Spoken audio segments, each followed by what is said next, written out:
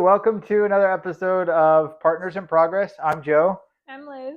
and we are an entrepreneurial couple. It wasn't enough for us to just be married and parents. We also had to be entrepreneurs as well, right? Because Yep. we decided that we're just going to try and just Throw everything throw we as can. much on our relationship and our life as we possibly can. But what can you do, right? But we firmly believe in iron sharpens iron, and some of the best ideas we've come up with are together. And so happy to have you here. I'm a coach in real estate. I specifically like to work with real leaders in real estate because I feel like as a like a realtor starts out, a lot of times they have all of these classes and they have all of these mentors and they have all these coaches pouring into them from the top. But as they start to move up, a lot of that starts to dry up, and it starts to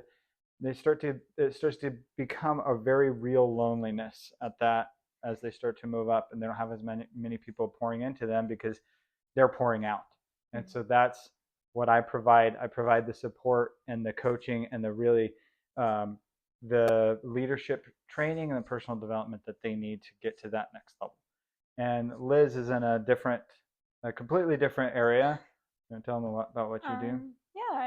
I help moms with hair since they're pouring into their child, their family, their household, their husbands. They're not pouring back into themselves. So I try and help them find ways to do that. Is that just moms in general, or? Moms that have a child with leukemia is where I'm at. Because that's your journey. Yep, that's my journey. And so that's what we try and help with. But this week we really wanted to talk about something that we experience consistently. I think we all experience it consistently, or at least I hope we do. Right? This concept of persistence. Mm-hmm. And the thing is sometimes it's difficult to maintain persistence, right? And it's hard to keep going, right? It's hard to, especially when you aren't getting wins. Right. It's like who was it? Was it Alex Hormozy, right? Yeah. Says that you need. I don't think he's the one that came up with it, but that's where we saw it. But you need a win to keep going, but you got to keep going to get that win. Yeah. And so how do you maintain that persistence? How do you keep going when you feel like you're running out of energy, when your drive is starting to slip and you just don't know how to keep pushing? You marry someone who never gives up, can't give up. That does help. It's impossible. Well, and having someone to help you through that is important as well. Mm-hmm. Whether that's us, your spouse, Yeah. or a coach, or someone, a friend, or a friend that helps you really get through that and helps you persist. And I really think that is a big key to it, because we're not. I mean, no person is an island. No. We tried that in 2020. It didn't work. Yeah, right. Exactly. Yeah, we saw how well that worked. But there's so many people that they have that mentality of, it's like, well, I'll figure it out. Mm-hmm. But in order I'm waiting on God. Yeah, I did have a potential client that just kept saying she was waiting on God. She's waiting on God. But sometimes that can be an excuse. Sometimes, not that we shouldn't wait on God, but what I'm saying is, I had another client that she actually said it really beautifully, and I thought that was, give credit to her. But she said that God will use you, but he only uses you when you're in motion. Mm-hmm. So you have to be moving. You have to be persistent. You have to keep going. Now, I don't believe that he won't help you if you're stuck. Obviously, he will. But you have to just keep moving. Action creates confidence. Like, so many people, they'll wait till they have the confidence to take action. And that's not how it works. You have to take the action to get confidence. Confidence comes from the action, not the other way around. And eventually you can get into a cycle where it feeds itself, where the more action you take, the more Mhm. confidence you get, more confidence you get, We even more call that action. momentum. Exactly. Yeah. That is momentum. But to get that initial catalyst started, you have to have courage. You have to have the So courage to start that initial action. it's like when you first start riding a bike. Mm-hmm. Are you gonna go 20 miles an hour the first time you ride the bike? Well, no. Or 15? I don't know how Right. fast you can actually go on a bike, but Right. That'd be you going know. pretty fast. Okay, 5 miles an hour. Yeah. You're not gonna go very fast, Right. so you have to keep on pushing. Yeah. But you have to get that initial momentum, right? Right. Well, and I would say there's three really, I guess, keys to really maintaining persistence. And I've learned this in I've learned this especially the last 10 years of being an entrepreneur, especially. So there's really three, I would say three main keys.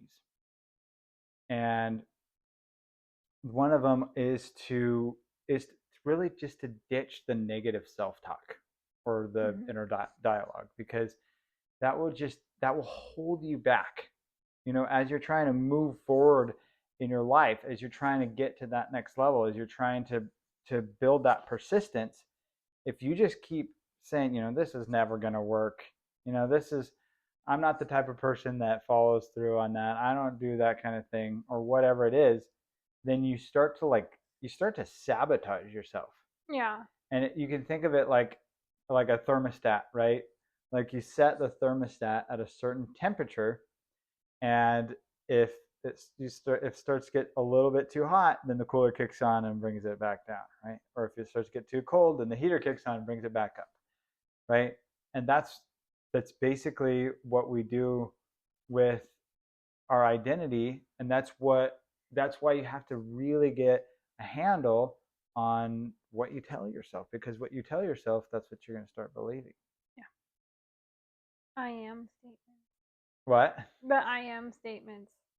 Yeah, I mean, that becomes a part of your identity, Hmm. right? Have you noticed? I mean, I'm sure you help moms with that area all the time. You help them with really learning how to, because you help them with self-care, Hmm. right? But the self-care has to start with belief, right? Yeah. They have to believe that they're worth it. So how do you help? I know you've been helping a couple of moms lately on things similar to that. How would you approach that with a mom that's in the situation where she's going through all this negative self-talk? How did this happen? How could I let this happen to my family?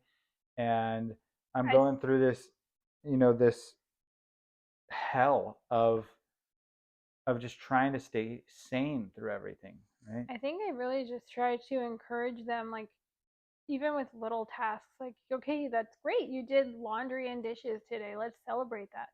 Right. Because I don't know about every mom, but I know with me, like when the house is clean, I feel like I've accomplished something, Right. and it makes me feel really happy Right. because I accomplished something. Um, for me, in a way, I know it's for my whole family, but I like a clean house. So Yeah. when it's clean, it's for me. Right.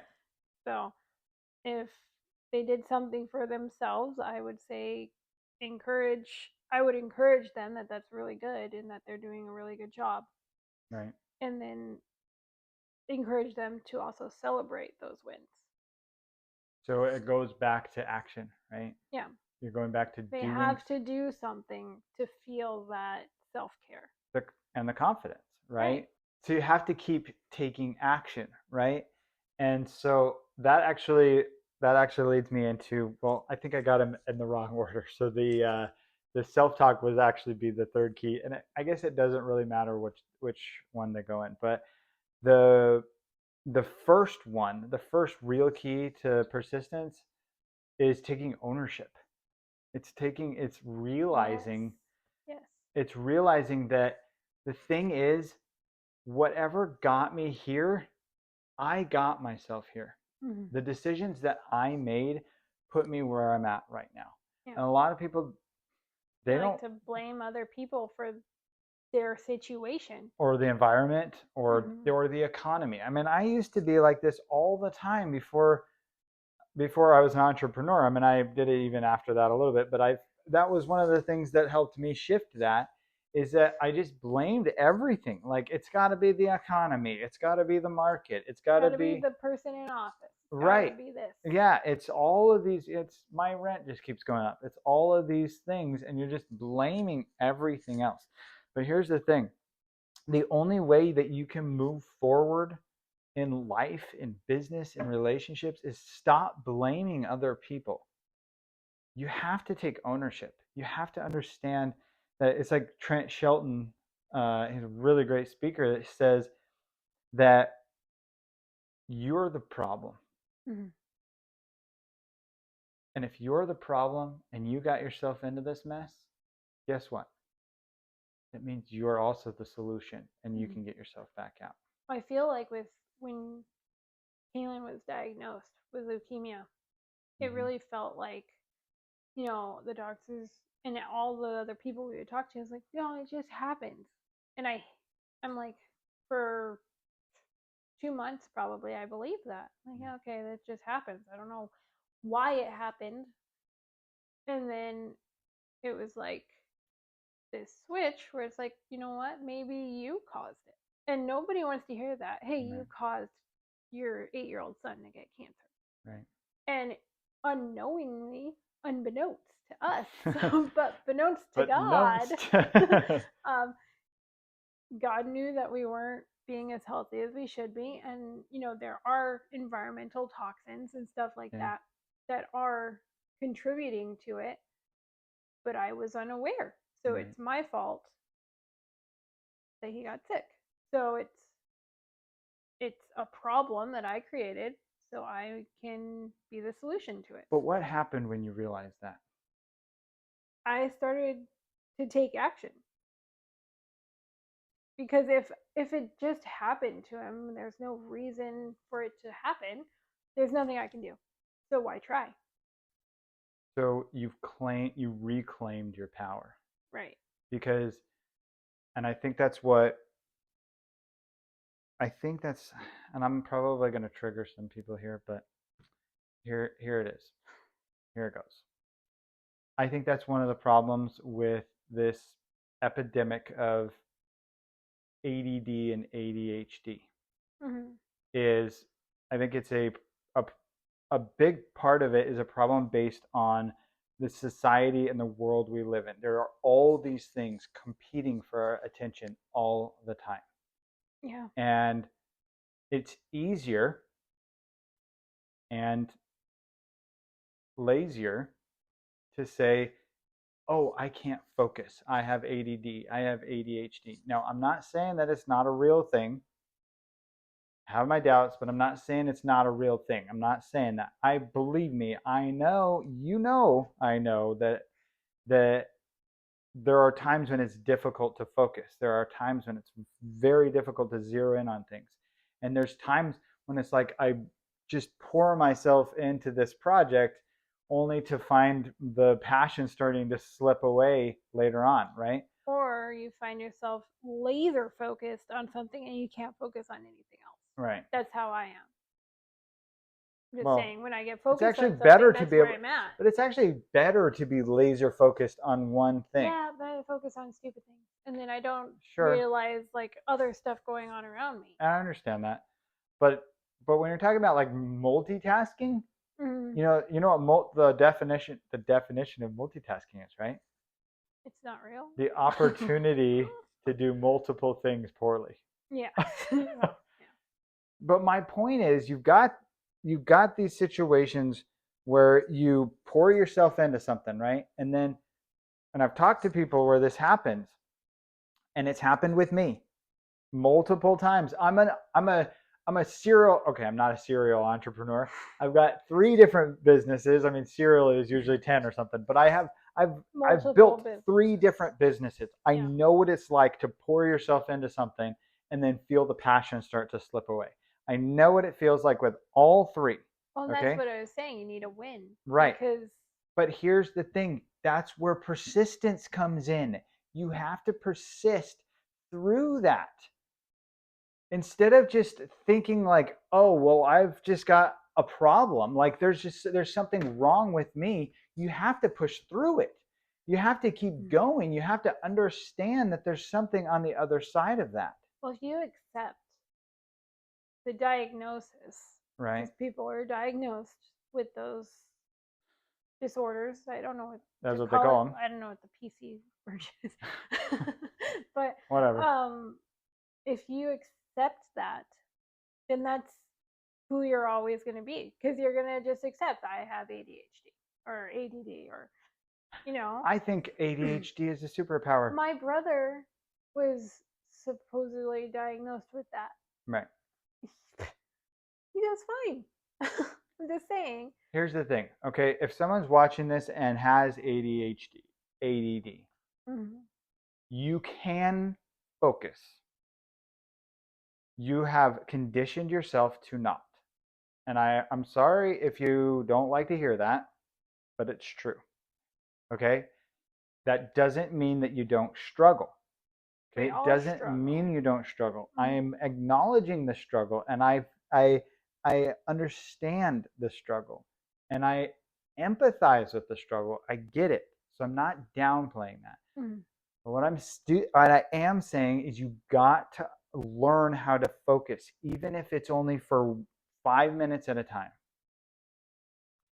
And when you get to that point where you have poured yourself into a project for, let's say, for a month, and then your passion is gone, that's what separates the successful people from the overnight people, the people that never really get what they want in life. That's the separation. That right there, that threshold we're talking about, where you've lost the passion, you've lost the drive, you lost the urge to do that.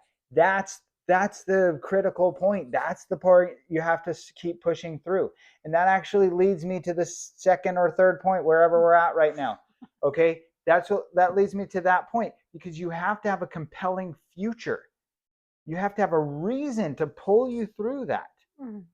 And that's one of the things I talk to my clients about all the time, the difference between push power and pull power. Okay, push power means you're using your willpower to just grind through it, to just get through it and push yourself through it. But here's the problem. Your willpower will run out. Yeah. Every single time. You do not have enough willpower within you to accomplish great things. You just don't. That's why you need pull power. That's why you need a compelling future. You need a vision of what you actually want this to look like. You need, and that's one of the many exercises I do with my students regularly, my clients regularly, is we got to figure out a compelling future. We got to figure out a reason, a really clear picture in your mind of what this is going to look like. Because when you start to run out of willpower, when you start to run out of steam, you have to have something to keep pulling you forward. Yeah. Otherwise, you're going to go from being a realtor to being in, whatever. You're just going to keep switching. You're just going to keep switching around. Yeah. And you'll never be able to accomplish anything meaningful. I'm sorry, but you're going to be stuck your whole life. You have to learn how to push through. And the only way to push through is to take ownership. You have to understand this. I got myself here. Okay, it's not my ADD that got me here.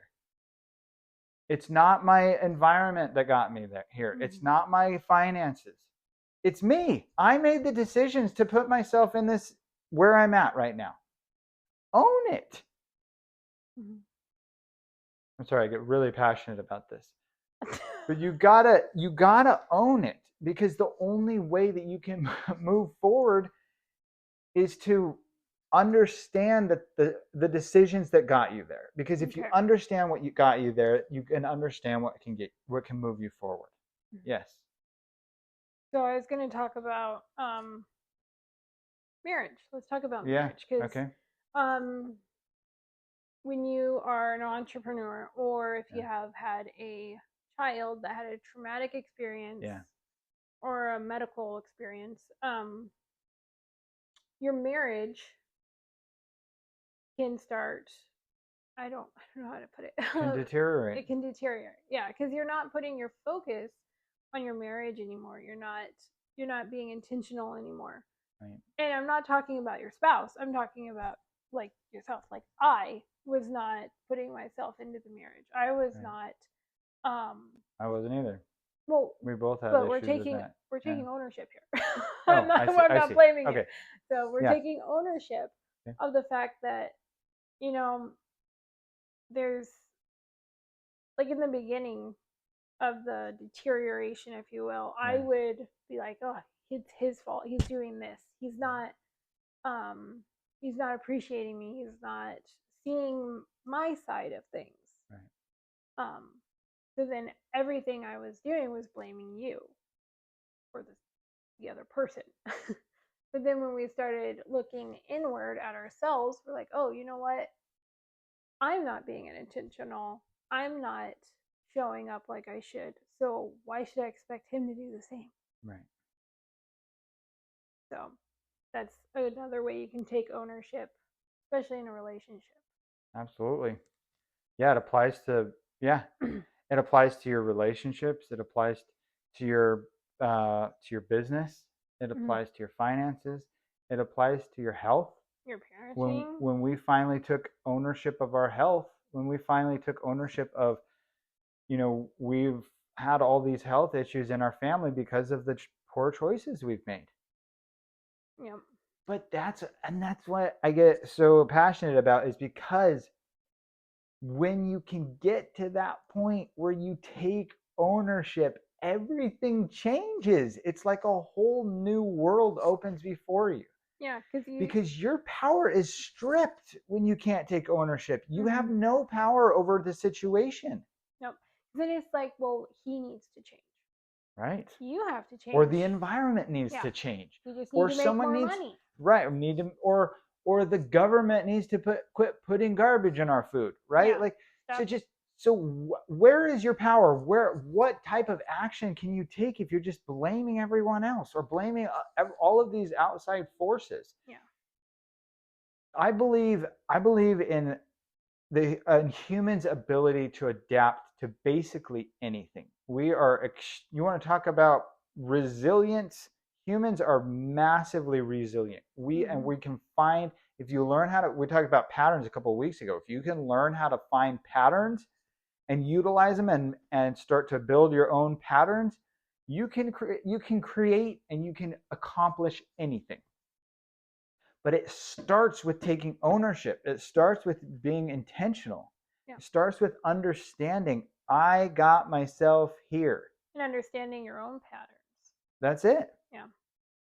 But yeah, you're so right. It applies to relationships too, because if if your entire focus is on what the other person did Or didn't do. or Yeah. didn't do, good luck ever growing.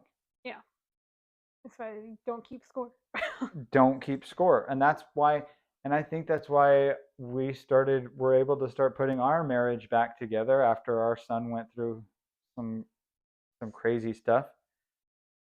We were able to start putting it back together because we both started taking ownership of our own side. Mm-hmm. We stopped worrying about what the other person was or wasn't doing, and we're like, well, what are we doing? Right. What are we not doing? And not only that, but if you take that even further, how can I give? Mm-hmm. How can And to tie it back into what we were saying, how can I persist for you? Well, let's ask this. So it took me longer to come around than it did you, Okay. right? Because you started the change, if Okay. you will. How did it? How did you? How do I put this? I mean, you didn't convince me, right? But how did you feel loved even though I wasn't giving it to you? How did I feel loved? Yeah, how did you feel loved and feel like the need to persist even though I was not giving you anything back? Well, I decided, I think I know where you're going with this, but I decided Yeah. that I was going to feel love when I gave love Hmm. instead of having to receive it. And And so you took ownership I again. took ownership, and Hmm. I understood a couple of things. One was that I was going to start feeling love when I gave it instead of when I received it. That way, no matter what happened, even if I never got anything back from you, I would still feel the love and I could still keep persisting. I could still keep moving forward. Hmm. And I took ownership of my own downfalls. We had a lot of discussions and a lot of things that we talked about to start piecing things back together. I shouldn't say have to. I even had some really deep conversations with our kids because we were starting to put things back together. Hmm. But I took ownership. I decided to feel love when I gave it instead of when I received it. But also on top of that, and this one is hard, okay? And I know for anyone else listening, this is hard, but you got to understand this concept, okay? You got to understand this is part of persistence. You have to understand that it may not turn around right away.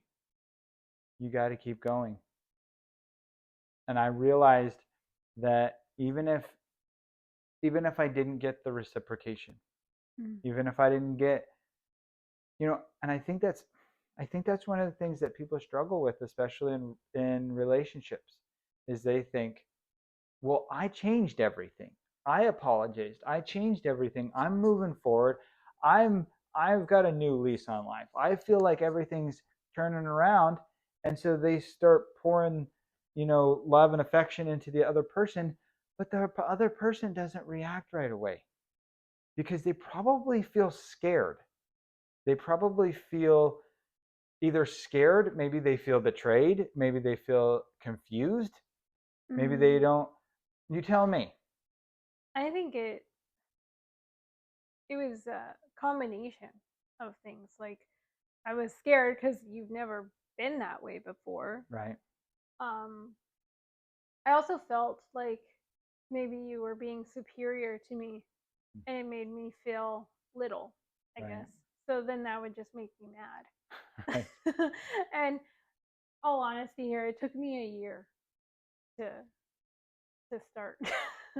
Right? It's about Well, a what do we year. what do we usually do, right? When we see someone starting to grow, okay? And I don't mean status. I just Hmm. mean when someone starts to grow and we notice it, we've got two choices. Hmm. We either pull them down to our level or we try to get up to theirs, Yeah. right? That's only two choices. That's the Hmm. only way you can be on an equal playing field is either climb up to their level or pull them down to yours. And that's where persisting comes in, especially with couples, because one will try and pull the other down. Yeah. And if you're persistent, you're going to stay right where you are and you're going to end up How pulling about them up how about, yeah, reaching down and pulling them up? because pull power is stronger, right? We were just Exactly. talking about that. So that's really what I wanted to get across is that you got to be persistent, yeah, in your life, in your business, in your health. But yeah, relationships is a really big area where you got to have persistence, Yeah. especially if you've had a realization, if you've had a change in you, if you've had a renewal, whatever it is, right? You've Hmm. had a situation where you are turning the corner. You're starting a new chapter, and maybe your spouse or your partner isn't ready for that new chapter. Hmm. You got to be persistent, and you got to understand they may not come around right away, especially if this has gone on for years and years and years. It's going to feel really awkward, and that's but here's the beauty of it, okay? when you persist, when you keep pushing, when you understand that you have a compelling future and there's something that can pull you through that obstacle, then when you actually, here's the cool part, okay? When you start to feel that awkward feeling, it actually makes you feel excited because it means that you're growing. It means that you're ready to push to that next level. I mean, I know, and this is constant with everything, but I know when my recent, leap forward, if you will, it might, it felt so weird and so awkward to change things so drastically. Yeah. And it was really awkward. Like it felt like awkward in my soul.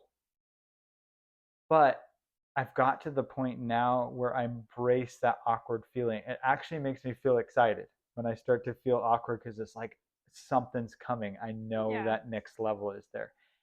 And that's one of the things I would say is like that's a reward you can look forward to, that you're that will pay that you'll get from persistence. That's a reward you can get, is you start to feel like this really weird awkward feeling, like something's off, something feels weird. Yeah. That means I'm about to grow. It means I'm about to hit that next level.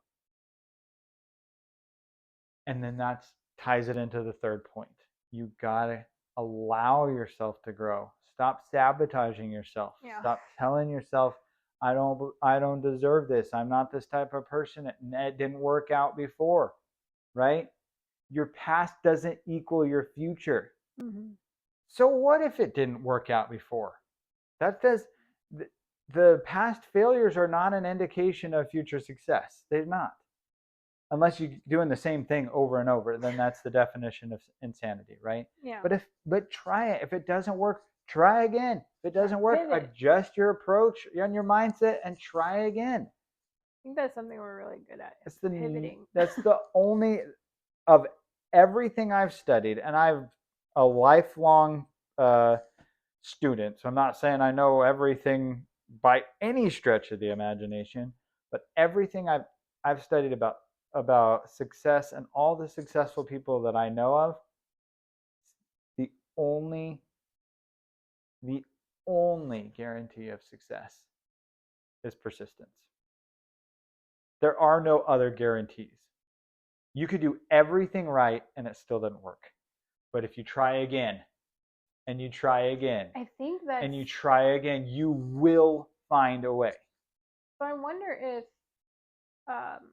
that the same with Albert Einstein, was it that you do the same thing over and over again, Expecting different results. Right. The definition of insanity. Yeah. If we're looking at it the wrong way, because like if you continue to go like for one of our businesses, we would market directly to real estate agents. Right.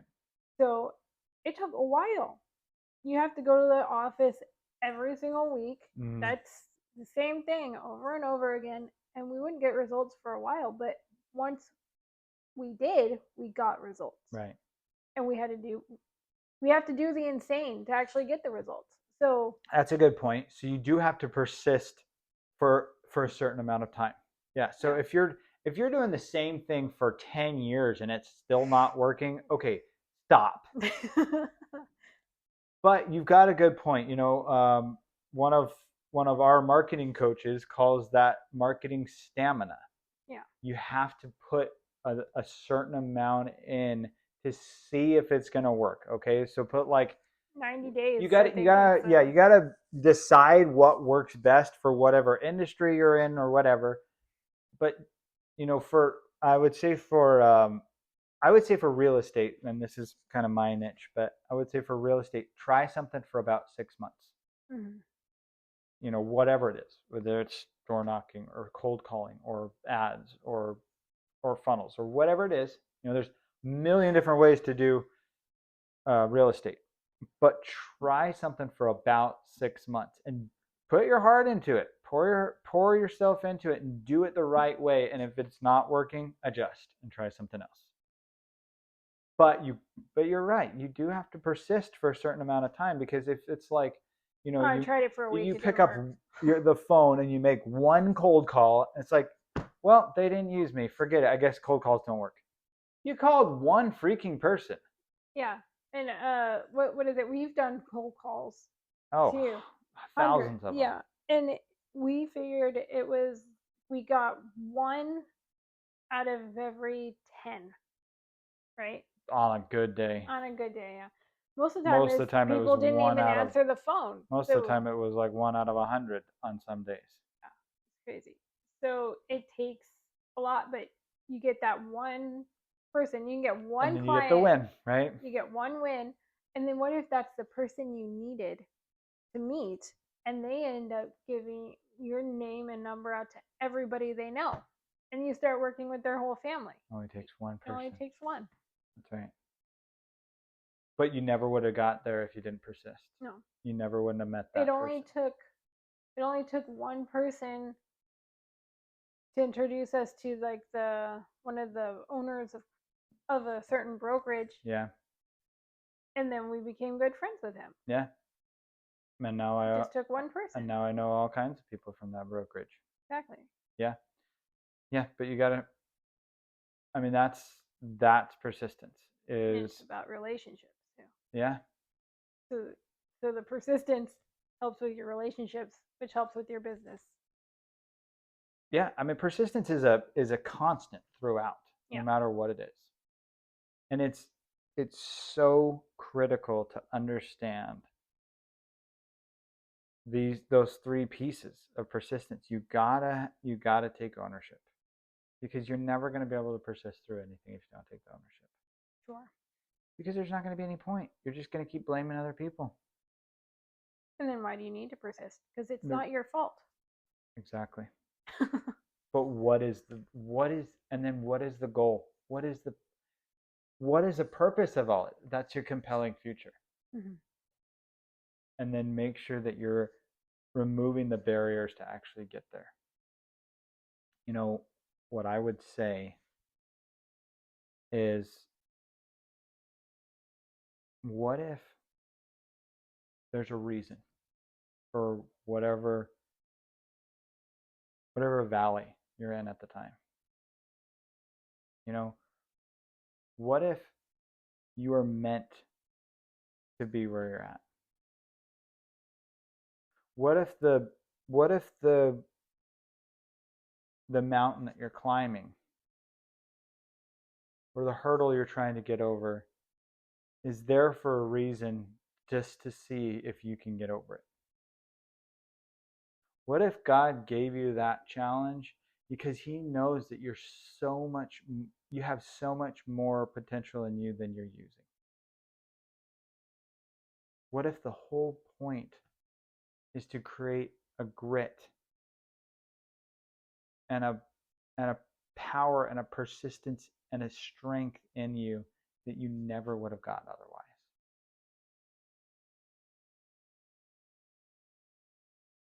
You have to keep persisting.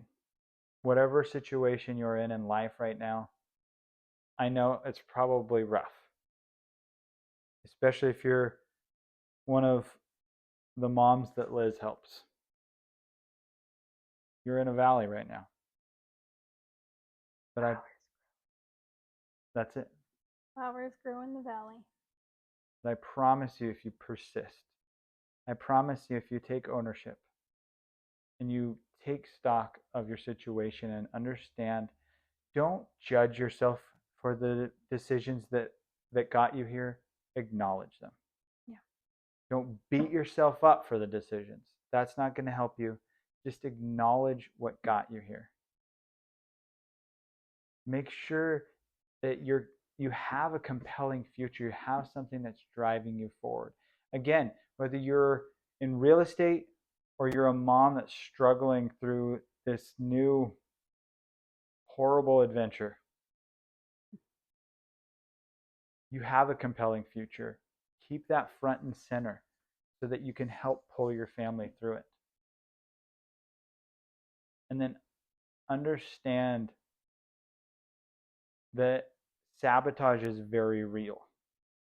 And as you start to pull yourself toward that compelling future, make sure that you're being kind to yourself and that you're not setting the thermostat so that you keep sabotaging yourself on either side.